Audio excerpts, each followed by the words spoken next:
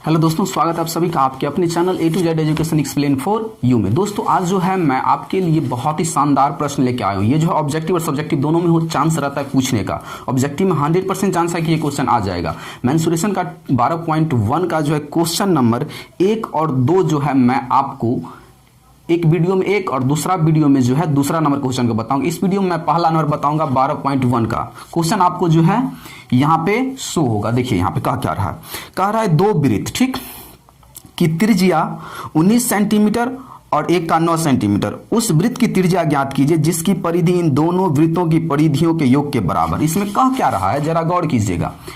दो वृत्त है ठीक है, एक का त्रिज्या दिया हुआ ये जो आपको वृत्त दिख रहा है, एक का दिया है 9 सेंटीमीटर ये रेडियस ठीक, और एक का दिया हुआ 19 ठीक है 19। अब कहा क्या है कि दोनों और एक नया वृत्त क्रिएट किया गया है कि ये जो एक वृत्त का 9 सेंटीमीटर और दूसरे वृत्त का 19 सेंटीमीटर त्रिज्या है, इस दोनों वृत्त के परिधि को जोड़ दिया गया है और तब एक नया वृत्त बनाया गया है ठीक है। उसका त्रिज्या क्या होगा? मतलब नहीं समझ में आया फिर से समझिए। ये वृत्त है, ये भी एक वृत्त है, इसका त्रिज्या 9 और इसका त्रिज्या है 19। परिधि क्या होता है? तो ये जो आपको लकीर दिख रहा है, ये लकीर की होल पूरा लंबाई जो होगा, जितना लंबा होगा वो इस वृत्त का परिधि होगा। इस वृत्त का ये जो लकीर दिख रहा है साइड से ये होता है परिधि ठीक है। तो इसको जो है जब हम यहाँ से जैसे ये है ठीक है, ये वृत्त है, इसको तोड़ेंगे तो लंबा करेंगे तो इस तरह से तार बनेगा कि नहीं? इसको लंबा जब हम खींचेंगे तो मान के चलिए ये एक सर्कल है ठीक है, ये आपको दिख रहा होगा कि एक टाइप का वृत्त है ठीक है। तो इस टाइप इसको जब हम तोड़ेंगे तो इस टाइप के धागा जैसे बनेगा कि नहीं? तो इसी तरह से यहाँ पे एक वृत्त है और यहाँ पे एक वृत्त है, दोनों को जब हम खोल देंगे क्या कर देंगे? खोल देंगे और इसका धागा होगा ये ठीक है, इतना लंबा बनेगा। तो दोनों को जब यहाँ पे जोड़ देंगे तो पूरा लंबा धागा बन जाएगा कि नहीं? फिर क्या करेंगे? इसे जो है मोड़ देंगे। क्या कर देंगे? मोड़ के कहा है कि ये बनाया गया नया वृत्त। क्या बनाया गया? नया वृत्त। तो तू जो है हमें बताओ कि इस वृत्त का जो त्रिज्या क्या होगा? बस सिंपल है कि दो पहले वृत्त दिया और उसका त्रिज्या दे दिया, फिर का दोनों वृत्त का जो परिधि होता है उसको जोड़ देगा, तब एक नया वृत्त जो बनेगा उसका त्रिज्या क्या होगा? तो सिंपल, इस दोनों वृत्त का जो परिधि होगा इसके परिधि के बराबर होगा। तो इस दोनों के वृत्त का परिधि इक्वल टू नया वृत्त का परिधि। सिंपल। तो चलिए देखते हैं। ये हुआ पुराना वृत्त, ये हुआ नया वृत्त ठीक है। तो सबसे पहले ये जो है 1 नंबर क्वेश्चन ठीक, तो दिया है, जो चीज दिया है पहले उसे राइट डाउन कीजिए। दिया है पुराना दो वृत्त, पुराना, ये पुराना है मतलब जो पहले से दिया है, पुराने दो वृत्तों की त्रिज्या, क्या चीज? त्रिज्या R1 इक्वल टू दिया हुआ है 9 सेंटीमीटर और दूसरा वृत्त को हम कह दिए उसका त्रिज्या को R2 से इंडिकेट कर दिए जिससे कंफ्यूज ना हो, 19 सेंटीमीटर इतना। अब नया वृत्त का त्रिज्या हमें नहीं पता है तो मानेंगे एवं माना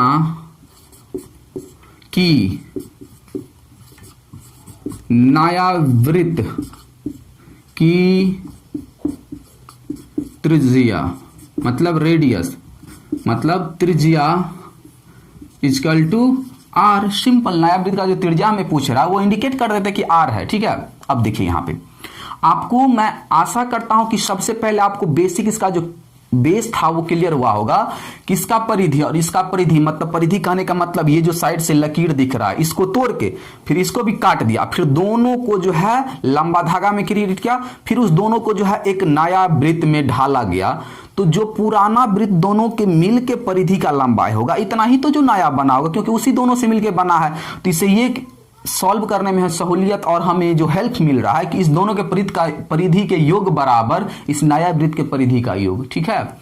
तो यहां पे लिखेंगे प्रश्नानुसार,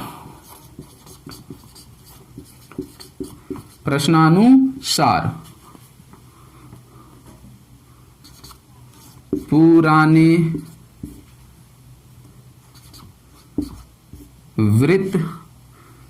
वृत्तों के परिधि का योग मतलब होता है जोड़ बराबर नया वृत्त का परिधि, नया वृत्त का परिधि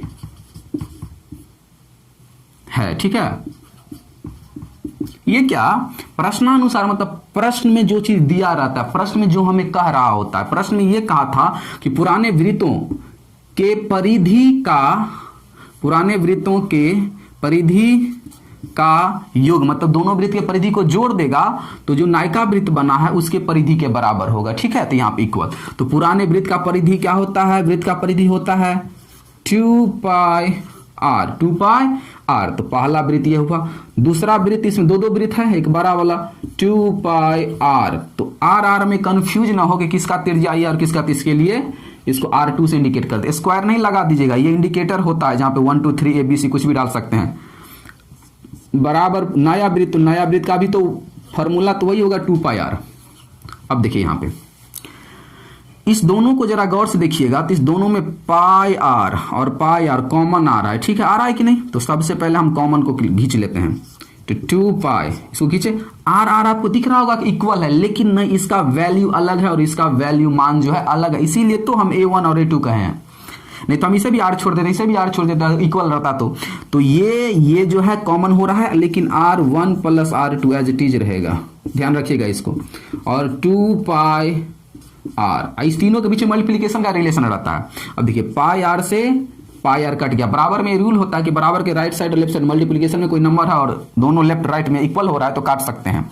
अब देखिए R1 का वैल्यू क्या है, चलिए यहां पे बनाते हैं। R1 का वैल्यू है 9 प्लस R2 का वैल्यू है 19 बराबर R बचा है इस साइड, क्योंकि पाई आर तो कट गया है, तो 19 और 9 हो जाएगा 28 बराबर R। इससे ये क्लियर होता है कि R इजकल टू 28 सेंटीमीटर। ठीक, तो लिखेंगे अतः नया वृत्त की त्रिज्या बराबर 28 सेंटीमीटर स्क्वायर। तो यहां पे आप लिख सकते हैं अतः नया वृत्त की त्रिज्या मतलब R equal to 28 centimetre answer. ठीक, तो मैं आशा करता हूं कि आपको जो है ये समझ में आया होगा। ऑब्जेक्टिव दे तो भी, सब्जेक्टिव दे तो भी। ऑब्जेक्टिव देता तो कैसे बनाते, इतना टाइम नहीं लेते। ऑब्जेक्टिव में देता 9 और 19, ये त्रिज्या है और इसे नायाब बनाए तो सिंपल दोनों का परिधि का योग, तो 2 pi R plus 2 pi R, R2 R1 बराबर 2 पाई आर। ये दोनों कॉमन करते पाई आर, जल्दी जल्दी मारते, पाई आर 2 पाई कॉमन करते R1, तो R1 के जगह पे 9, R2 तो बचता 19 बराबर 2 पाई आर। पाई आर से पाई आर कैंसिल करते 19 28, तो R इजकल टू R का मान हो जाएगा 28। इतना ही बनाते शॉर्टकट में, इतना लिखना कोई जरूरत नहीं अगर ऑब्जेक्टिव है तो। ठीक है, बस सिंपल सा था। मैं आशा करता हूं कि आपको समझ में आ गया। अगर वीडियो जो है आपको बताए गए सवाल समझ में आया है वीडियो में, तो आप हमारे चैनल को सब्सक्राइब कीजिए। अगर नहीं समझ में आए तो कोई बात नहीं, आप जो है सब्सक्राइब नहीं कर सकते, लेकिन आ गया है तो आपसे विनती है कि हमारे चैनल को सब्सक्राइब जरूर कीजिएगा। Thank you so much.